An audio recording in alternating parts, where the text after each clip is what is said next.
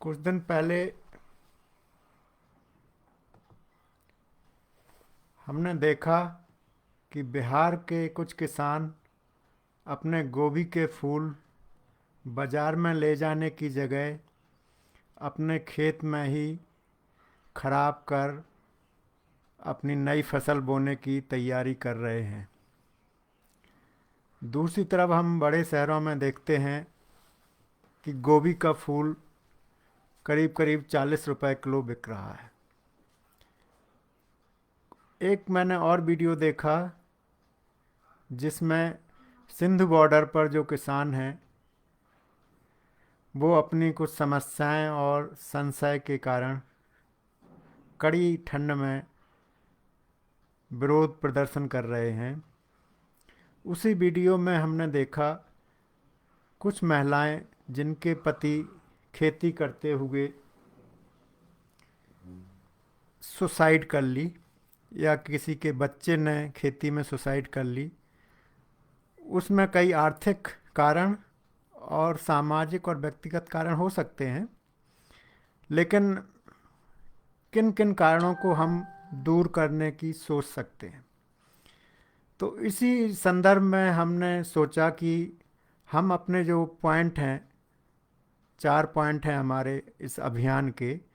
उनसे इन समस्याओं को कैसे दूर कर सकते हैं। तो सबसे पहले मेरे मन में विचार आया कि हमें डेटा मैनेजमेंट करने की ज़रूरत है। और डेटा मैनेजमेंट करने के लिए ज़रूरी है कि पहले तो डाटा को क्रिएट किया जाए। हमारे पास कोई ऐसी एजेंसी होना चाहिए, चाहे वो सरकारी हो या प्राइवेट हो या कोऑपरेटिव हो, जो सब तरह के डाटा, कृषि का उत्पादन का डाटा, उसके बुवाई का डाटा, जो शहरों में या गांव में कंजम्पशन हो रहा है उसका डाटा रखना चाहिए। और उस डाटा जब हमारे पास होगा तो उससे हम फोरकास्ट भी कर पाएंगे एक अच्छे तरीके से, सिस्टमेटिक तरीके से, कि किस तरह के सामान की ज़रूरत है और फिर उस तरह का सामान बोया जाए तो जो उत्पादन और उपभोक्ता में मिसमैच हो जाता है, जिसके कारण से कभी कोई फसल बहुत सस्ती हो जाती है कृषि की, क्योंकि वो ज़्यादातर फसलें पेरिसेबल है, मतलब समय के साथ वो ख़राब हो जाएंगी, या कभी कभी उनका मूल्य बहुत बढ़ जाता है। जैसे अभी कुछ समय पहले आपने देखा होगा टमाटर, प्याज, आलू का बहुत मूल्य बढ़ गया था, और कभी कभी देखेंगे कि अब बहुत सस्ते हो जाते हैं। तो इसमें एक उत्पादन में अराजकता आ जाती है, जिससे उत्पादक मीन्स किसान और जो उपभोक्ता है दोनों को समस्या होती है। इसमें तीसरी बात मैं यहाँ कहना चाहूँगा, क्योंकि हमारा जो मुख्य उद्देश्य है बेरोजगार मुक्त समाज बनाने का है, कि एक कारण जो उपभोक्ता है जिसके पास अभी पैसा है, पर एक समाज में एक ऐसा तबका भी है जो बहुत बड़ा है, उसका डाटा अभी प्रॉपर नहीं है। डाटा हो तो ये भी पता चले कि वो इन सामानों का जो उत्पादन हो सकता है उसका उपभोग करने के पैसे ही नहीं है, तो इसलिए वो उसको उपभोग भी नहीं कर पा रहा, जबकि समाज में उसके उत्पादन की पूरी क्षमताएं हैं। तो ये भी हमें एक दूसरा पॉइंट समझना चाहिए और ध्यान में रखना चाहिए कि एक ऐसा तबका है जिसके पास रोज़गार नहीं होने के कारण से, या हिडन एम्प्लॉयमेंट, या कहें कि डिस्गाइज एम्प्लॉयमेंट या अंडर एम्प्लॉयमेंट, इसे पूरी तरह से ऐसा भी कह सकते हैं कि उनकी जो मासिक इनकम या व्यक्तिगत इनकम है, या तो वो रोज़गार नहीं है या रोज़गार या सेल्फ एम्प्लॉयड हैं, तो उनके पास बहुत कम पैसे बनते हैं उनके। तो ये लोग इन उत्पादों का उपभोग भी नहीं कर सकते हैं जो समाज में आसानी से बन सकते हैं। अब हम देखेंगे कि व्यापारिक गतिविधियां जो होती हैं उसकी सीमाएं होती हैं, लेकिन हम लोग अभी भी हर चीज़ को व्यापारिक गतिविधियों के द्वारा ही देखना चाहते हैं। तो व्यापारिक गतिविधियों में जब टेक्नोलॉजी आ जाती है तो बहुत कम लोग बहुत ज़्यादा सामान बनाने लगते हैं और एक बहुत बड़ी पॉपुलेशन बेरोज़गार हो जाती है। तो अगर हम उस बेरोज़गारी या अनएम्प्लॉयमेंट या अंडर एम्प्लॉयमेंट, हिडन एम्प्लॉयमेंट को ध्यान में नहीं रखेंगे तो एक समाज में एक बहुत बड़ा तबका इस व्यापारिक गतिविधि से बाहर ही हो जाता है। तो इसको दूर करने के लिए जो केंद्र सरकारें हैं, चाहे अपने देश की हों या दूसरे देश की हों, उनकी जो आधुनिक वित्त नीति बनाने की जो क्षमता है, जिसे हम कहते हैं धन बनाने की क्षमता है, क्योंकि हम लोग सब धन के यूजर हैं। धन हमारे लिए लिमिटेड है, चाहे वो हम हों, चाहे कॉरपोरेट हो, चाहे बड़ा व्यापारी हो या छोटा व्यापारी हो, दुकानदार हो, मजदूर हो, उन सब के धन की सीमाएं हैं। लेकिन सरकार के पास कोई धन की सीमा नहीं होती है। ये एक बहुत बड़ी चीज़ है जिसे हमें ध्यान रखना चाहिए सरकार के स्तर पर और समाज के स्तर पर, कि कैसे व्यापारिक गतिविधियों से जो सीमाएं उत्पन्न हो रही हैं और जो बेरोजगारी उत्पन्न हो रही है, उसे हम ये जो पॉलिसी फ्रेमवर्क है उससे कैसे दूर कर सकते हैं। तो अब हम देखेंगे कि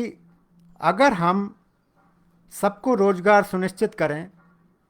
और उसके लिए पैसा केंद्र सरकार से आए, तो जो कृषि उत्पादन है और उसे जो कंज्यूम करने वाले हैं, जब लोगों के पास पैसा होगा तो जो क्षमताएं पैदा करने की हो गई हैं उत्पन्न, वो आराम से इन लोगों की ज़रूरतों को पूरा कर सकती हैं, जो अभी इसलिए नहीं हो पा रही क्योंकि वो बेरोजगार हैं, उनके पास पैसा नहीं है। तो अब हमने ये देखना है कि केंद्र सरकार की ये शक्ति तो ठीक है कि धन बना सकती है, और अभी वो धन बैंकों द्वारा या अपने ब्यूरोक्रेसी मॉडल द्वारा खर्च करती है, जो कि काफ़ी इनएफिशिएंट तरीका है एलोकेट करने का, जिस कारण से एक तरफ बहुत गरीबी उत्पन्न हो जाती है और एक तरफ बहुत धनाढ़ता उत्पन्न हो जाती है। जैसे कि आप शहर में देखें, जितने बड़े शहर में जाएंगे आप, अगर 100 गज बाई 100 गज का प्लॉट देखेंगे तो कहीं पे वो कई करोड़ों का मिल रहा होगा, और कहीं अगर आप दूर गांव में चले जाएं वो कुछ हज़ार में मिल रहा होगा। तो ये सब असमानताएं और अराजकता उत्पन्न हो जाती है। लेकिन अब ज़रूरी है कि उस धन का कैसे सदुपयोग हो। उस सदुपयोग करने के लिए हमें एक नया मैनेजमेंट करने की ज़रूरत है, और जो डिजिटल तकनीक आ गई है उससे डेटा प्रॉपर मैनेज करने की ज़रूरत है। तो हमारा जो प्रपोजल है कि स्थानीय स्तरों पर परमार्थी जनसंसद बनाई जाएं, या जिन्हें कहें कि स्थानीय निकाय, और उनको आर्थिक और प्रशासनिक शक्तियां हों, और वो वहाँ पे उन लोगों को रोजगार दें जो अभी जिनके पास रोजगार नहीं है। तो उन लोगों को जब रोजगार मिलेगा तो जो किसानों की समस्याएं हैं, मजदूरों की समस्याएं हैं, और जो व्यापारिक गतिविधियों के कारण से इस आर्थिक व्यवस्था से बाहर छिटकते जा रहे हैं, उन सबको उनकी ज़रूरत के हिसाब से काम मिल सकता है, और उस काम से जो समाज में और व्यक्तियों में और देश में उन्नति हो सकती है, उस फैक्टर को भी ध्यान में रखें। और इस तरह के प्रशासन से अगर हम ऐसा कर पाए तो सब लोगों की समस्याएं दूर होंगी और हमारा समाज उन्नति की राह पर चल पड़ेगा। तो मेरा आपसे अनुरोध है कि इन तरह के विचारों को ज़्यादा से ज़्यादा लोगों तक पहुंचाएं, जिससे कि पिछले 100 साल में जो मशीनीकरण हुआ है और पिछले 30 साल में जो डिजिटल टेक्नोलॉजी डेवलप हुई है, उन दोनों के कारण से अब जो नए नए समस्याएं उत्पन्न हो रही हैं और जो नए नए सॉल्यूशंस निकल रहे हैं, जो एक सॉल्यूशन मैं बता रहा हूं आपको, वो ज़्यादा से ज़्यादा लोगों तक पहुंचाएं। तो लोगों की धारणा जब इस तरफ आ जाएगी तो मेरा ऐसा मानना है कि हम किसानों की समस्याएं, बेरोजगारी की समस्याएं आसानी से ख़त्म कर सकते हैं।